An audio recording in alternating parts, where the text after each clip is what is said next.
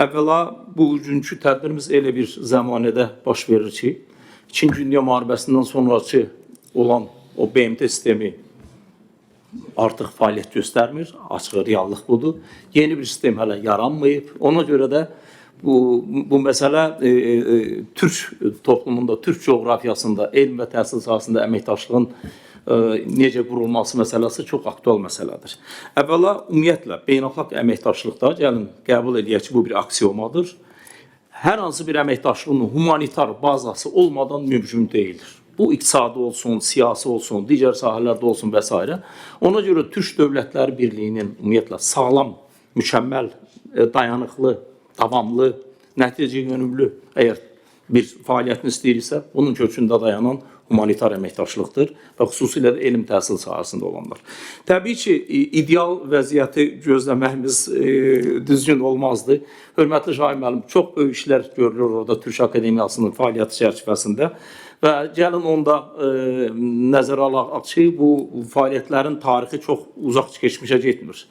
Sadəcə olaraq burada mən dəyərli həmkarlarım da bəzi məsələlərə toxundular, öz fikirlərini paylaşdılar.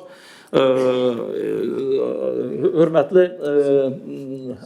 Sahib müəllim də qeyd elədi, nəyə görə daha çox mühəndisliyə meyl yoxdur, sosial sahələr. Bu tamamilə təbliğdir.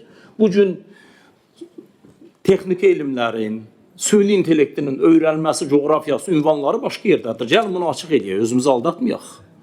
Və burada daha çox, bəli, daha çox sosial yönümlü bu sahələrin marağın olması bilavasitə o bağların yaradılması ilə bağlıdır, möhkəm tellərin qurulması ilə bağlıdır və s. Və elm və texnologiya sahəsində bizi birləşdirən araşdırma hörmətli Şahin müəllim, Xəzərin problemləri bu coğrafiyanın ümumi problemləridir. Orta dəhliz deyilən bugün dünyada yeni bir logistika, belə deyim, tranzit koridorunun qurulması bu coğrafiya ilə bağlıdır və s.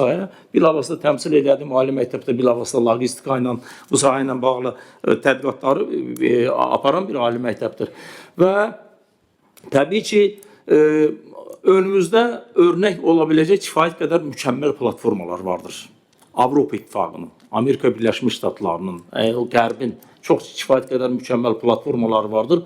Bugün xüsusilə də onların gəlin açıq danışaq fəaliyyətinə biraz kompasımızı yenidən düzənləməyə qoyduğumuz vaxtda artıq bu təcrübənin, mövcud təcrübənin öyrənilməsi, təbii ki, burada səsləndirilən bəzi məqamlardan şəxsən mən özüm razılaşmıram.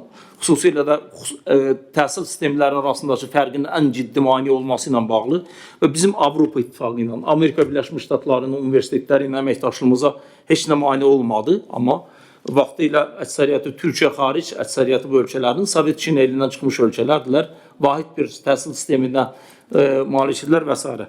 Hörmətli Şahin müəllim, bu alimlərin, həmkarlar da, Milli Məclisin üzvləri də, millət vəkillərimiz də toxundular. Kontaktlar, bircə müzakirələrin aparılması, konferanslar və s. Bunların kökündə yenə də maliyyə dayanır. Bu sahəyə universitetlərin, dövlət qurumlarının, dövlət büdcəsində müxtəlif qurumların ayırdığı maliyyə dayanır ki, bunlar olmasa dediyimizi bu məkanlardan auditoriyalara, rektorların otaqlarına, konferans sallarına daşımağımız biraz çətin olacaqdır. Mən sizə uğurlar arzu edirəm, çox sağ olun.